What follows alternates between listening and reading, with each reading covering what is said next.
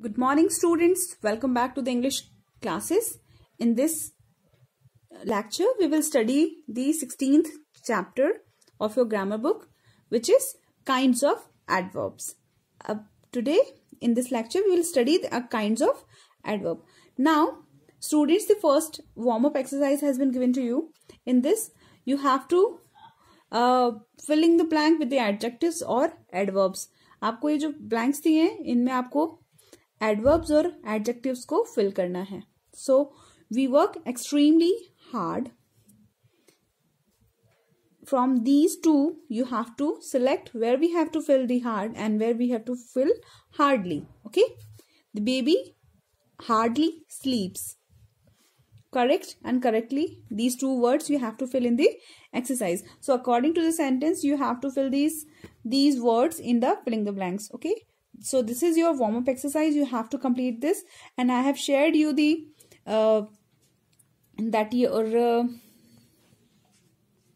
solutions. So you have to complete these. Okay? So this is your homework. You have to complete by your own. Now from here, come on the next page. Read these sentences. The girl ran quickly to her father. Look closely at the words. The highlighted words are adverb. ये जो भी words highlighted हैं, these are adverbs. इन्हें adverbs कहा जाता है. Adverbs modify the meaning of verb and adjective or another verb in the sentence. Now see kids. Adverbs का काम क्या है? वर्ब को मॉडिफाई करना, उसके मीनिंग को और इनहेंस करना और वर्ब को एक एडजेक्टिव प्रोवाइड करना. क्या काम होता है? यस, वो काम होता है एडवर्ब्स का. Now adverbs are of different kinds.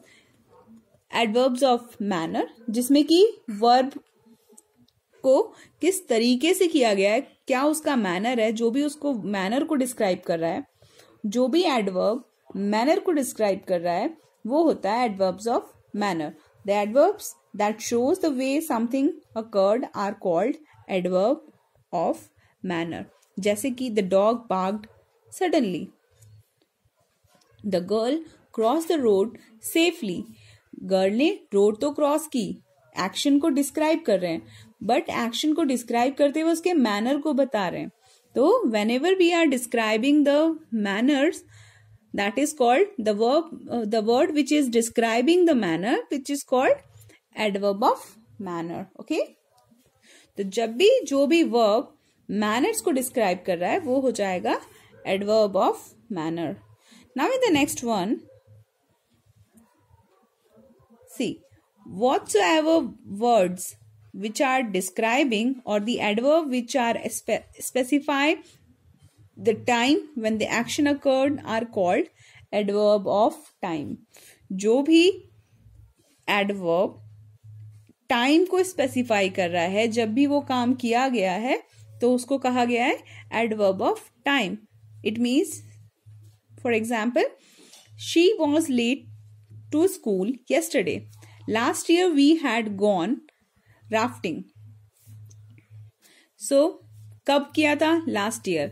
School कब लेट पहुंची थी? yesterday. तो whenever the timing or the time of the verb action has been described, it is called adverb of time. Now your next kind is adverb of place. जब भी वो adverbs जो कि place को specify कर रहे हैं या place को बता रहे हैं, that is called adverbs of place. For example, my father stays abroad. The rabbits are playing outside. Play कर रहे हैं, वर्ब को स्पेसिफाई कर रहे हैं, ठीक है, लेकिन उसमें उसका टाइम उसका प्लेस बता रहे हैं कि रैबिट्स प्ले तो कर रहे हैं, खेल तो रहे हैं, पर कहाँ पे? Outside. Father stay abroad. Father कहाँ रहते हैं? अब्रॉड रहते हैं. सो in these kinds of words or sentences, we can see that the adverbs which are specifying the or like they are describing about the place. So that's why it is called adverb of place. Okay. Now in the next one, grandmother drinks coffee twice a day. I always love to go shopping. The highlighted adverbs show how many times an action occurred.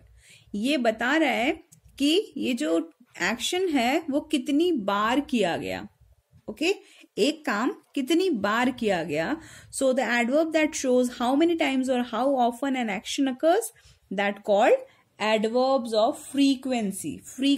Okay, तो कितनी बार कोई काम किया गया है जब वो बताया जा रहा है, then it is adverb of frequency. तो बच्चों अभी हमने क्या क्या पढ़ लिया. एडवर्ब का मीनिंग समझा, then adverb of manner, then adverbs of time, then adverbs of place, and then adverbs of frequency. Now we are having the next kind of adverb is adverb of purpose. Rima is ill and therefore she cannot come to school. The bell rang, so all the students left the library. The highlighted adverbs show the reason why something occurred. ये जो words हैं therefore, so, मतलब ऐसा हुआ तब जाके ऐसा हुआ. ठीक है, तो ये कोई भी एक एक्शन परफॉर्म होने के पीछे कोई एक रीजन है, तो उसे क्या कहा गया है, adverb of purpose. Adverb of purpose. Okay, now the next, read these sentences. I have almost finished my work. You are extremely annoying. The highlighted adverbs show how much or to what extent something has occurred. जब ये बताया जाता है कि कोई भी काम या कोई भी एक्शन कितना डिग्री तक कंप्लीट हो चुका है, कितना कंप्लीट हो चुका है. Okay, so that is known as adverb of degree. Okay, मैंने अभी आपको सारे एडवर्ब्स के काइंड्स को एक्सप्लेन किया. अब उसी के बेसिस पे in the next exercise you have to identify which kind of adverb it is. So see here, यहां पे आपको इस सेंटेंस में वर्ब को अंडरलाइन करना है और जो भी वर्ड्स हैं जो एडवर्ब हैं उनको सर्कल करना है. ओके, और ये भी शो करना है कि वो कौन से काइंड ऑफ एडवर्ब है.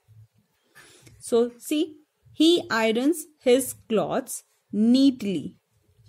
देखो एक्शन क्या है इसमें, क्या कर रहा है, वो आयरन कर रहा है, बट कैसे कर रहा है, नीटली.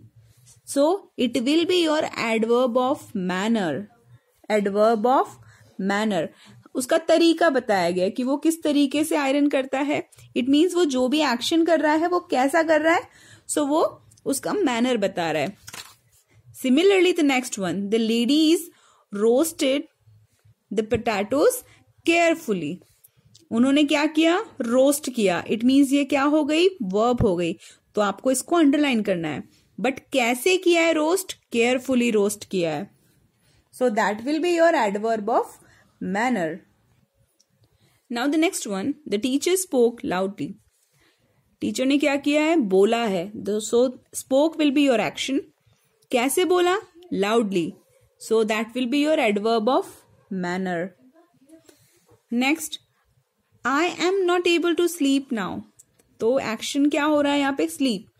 और नाउ क्या शो कर रहा है बच्चों, that is showing the time. Time को शो कर रहा है, तो that will be your adverb of time. Next, they will gather outside. Action क्या है, गैदर. कहाँ पे होंगे, आउटसाइड होंगे, तो ये एडवर्ब ऑफ प्लेस है. ओके, सो आई होप आपको ये एक्सरसाइज क्लियर हो गई होगी और आप इसको गो थ्रू कीजिए. मैंने आपको इसके जो नोट्स है वो शेयर कर चुकी हूं. So you can complete this. Now next exercise. See, complete these sentences with the suitable adverbs. Mother practiced football daily. आपको कोई भी ऐसा एडवर्ब फिल करना है जिससे कि आपका ये जो सेंटेंस है वो कंप्लीट हो जाए और करेक्ट हो जाए. Mahi always wanted to be an astronaut. Ragini sang the song nicely. Now the next exercise. This next point, the small girl happily licked her ice cream cone. My parents will arrive shortly. It has been raining heavily. The angry bear growled furiously. The passenger safely boarded the bus. The concert will begin shortly. So in this manner you have to complete while filling the adverbs. Adverbs को आपको fill करके इन exercise को complete करना है. Okay. Now the next one. In the next exercise you have to make the sentences by posting these words which is given in the bracket. आपको ये जो bracket में वर्ड्स दिए हैं या फ्रेजेस जो दिए हैं उनकी हेल्प से आपको सेंटेंस को क्रिएट करना है. So he must write the test. He must also write the test. I was making a joke. I was only making a joke. The boys are playing basketball in the backyard. The boys are playing basketball in the backyard. Mary hardly watches television. Now in this manner you have to complete this exercise. So basically these words are used to emphasize और या फिर इनको adverb की तरह use किया जाता है ज्यादा जोर देने के लिए, फोकस करने के लिए, emphasize करने के लिए. Okay. So in this manner you have to complete the exercise. Okay. Now see, generally adverbs follow an order in a sentence. This table shows the order in which adverbs are placed in the sentence. जब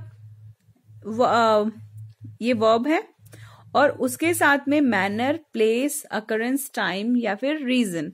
Okay. तो उस condition में adverb कहाँ और कब place होगा that they have shown. Verb, my grandfather walks. Manner अगर होगा तो energetically. Place अगर है तो in the park. Occurrence show करना है तो every morning. Time at dawn. And reason to stay healthy. The baby naps in its coat every afternoon after lunch. Okay. So that shows the manners and the occurrence. और ये कब और किस जगह पे प्लेस होते हैं वो शो करते हैं ये table. Okay. So by this you have to rearrange these sentences. ये जो जंबल वर्ड्स दिए हुए हैं आपको उसके बेसिस पे सेंटेंस को करेक्टली फॉर्म करना है रीअरेंज करके. So is rather silly this book.